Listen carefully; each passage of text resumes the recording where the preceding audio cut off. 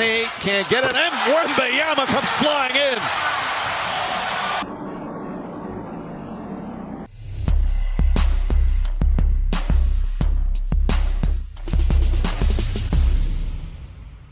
The Lakers had a back-to-back. Going up against Luka Doncic. He's playing back-to-back games as well, but he's not going to have LeBron James. Alright, so I just stumbled across this video of Craig Carton talking about LeBron and just wanted to make a really quick video showcasing yet another example why LeBron shouldn't even be mentioned in the GOAT conversation alongside Michael Jordan. Not only is it an insult to mention LeBron in the same breath as Jordan, LeBron also shouldn't be mentioned in the same breath as Kobe Bryant. Kobe Bryant being the light version of Michael Jordan. Kobe is Diet Mike. And Diet Mike is far superior to a fake wannabe king.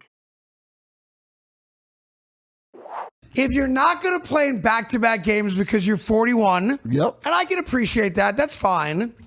Which game does it make more sense for you to play in for your team?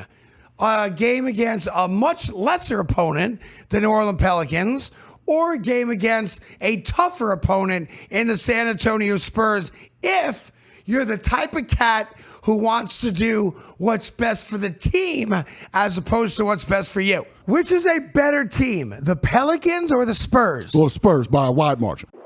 LeBron James made a choice. He played against the Pelicans and chose not to play against the San Antonio Spurs because he don't want that smoke. He doesn't want to play against the best young players in basketball because his game doesn't carry over.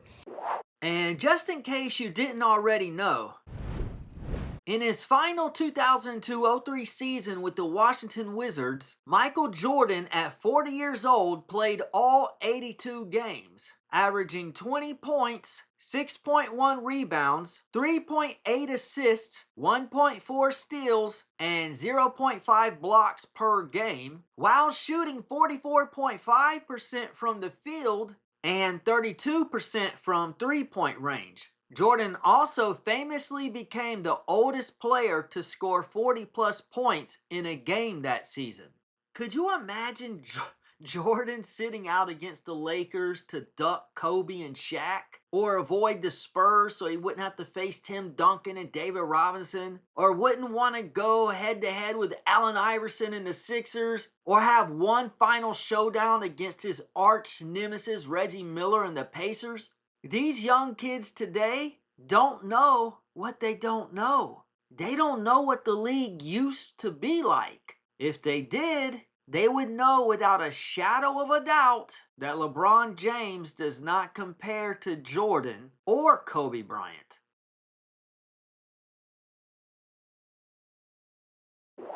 LeBron James has sadly become an afterthought in the world of the NBA. He is a stat padder now, nothing more, nothing less. He's a lousy teammate. He's an egomaniac. He's a narcissist. And he made a decision not to play against the Spurs because he knows that he's not good enough to be on the court against the Spurs. Because if he thought that he helps the Lakers win basketball games, or if the Lakers are a better team with him on the court, then you would have sat out against the Pelicans and gotten yourself ready to play against a much tougher opponent in the San Antonio Spurs. But what did he do? Like the coward that he is, he ducked all that San Antonio smoke. He wanted none of it because he knew he was looking at an 8-point, 3-rebound, 5-turnover night, and he would have been exposed yet again like he's been so many other times this year.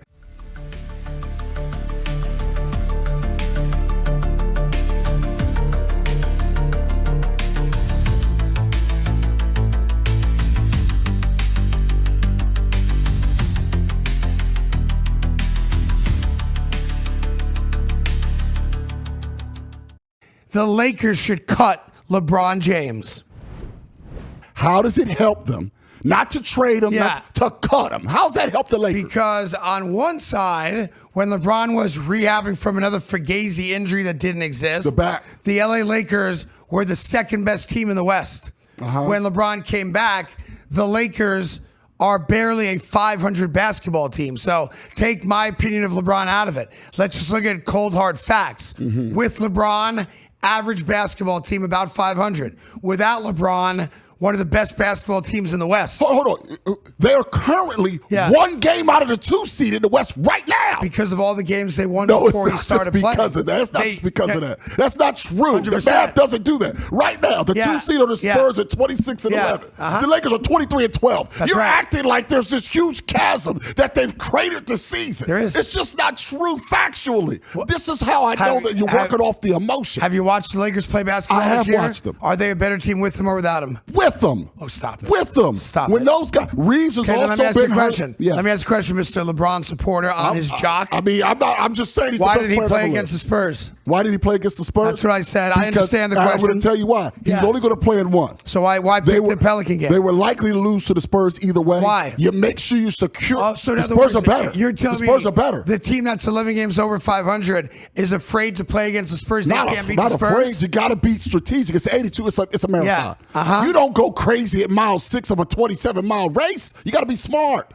He's a smart man. And that's what I think bothers so many people is his strategy. He's a narcissistic egomaniac. That's what he is. This is crazy. And he chose to play against a lesser opponent because he'd have better stats. And he knows the game has passed him by. His game don't work option on the in team. the NBA anymore. It does work. It doesn't. Passing and rebounding and scoring doesn't work in the NBA disinterested. anymore. He's not good enough to play anymore. His son shouldn't be on the team either. Well, that's different. Rubbish. If I'm the Lakers, I part ways with LeBron James. Here's the problem with that. Nobody wants him. So if you release him, nobody would sign. You put him away. Nobody would sign him. They would take him for the minimum. Well, you said nobody would want him. Not to sell, to help you win. Maybe to sell some tickets. Maybe the Brooklyn Nets would take him. They can't sell any tickets. It's ridiculous. Maybe be a net. Maybe he thinks Durant's still there. He'll rebuild another super team to try to win. What a joke he is. Ugh. Afraid of the Spurs, my lord. All right, that's the end of Craig's segment. I just recently saw this and thought it was hilarious. So wanted to make a quick reaction video to it. Let me know in the comments if you'd like to see me make more reaction videos like this. And if you're new to my channel, I have a slew of videos I've made exposing LeBron James, so you should definitely check those out. Alright, so that's about it for the video. If you liked it, give it a thumbs up. Thanks for watching, guys. God bless. If I'm the Lakers, I part ways with LeBron James. Here's the problem with that. Nobody wants him. Just.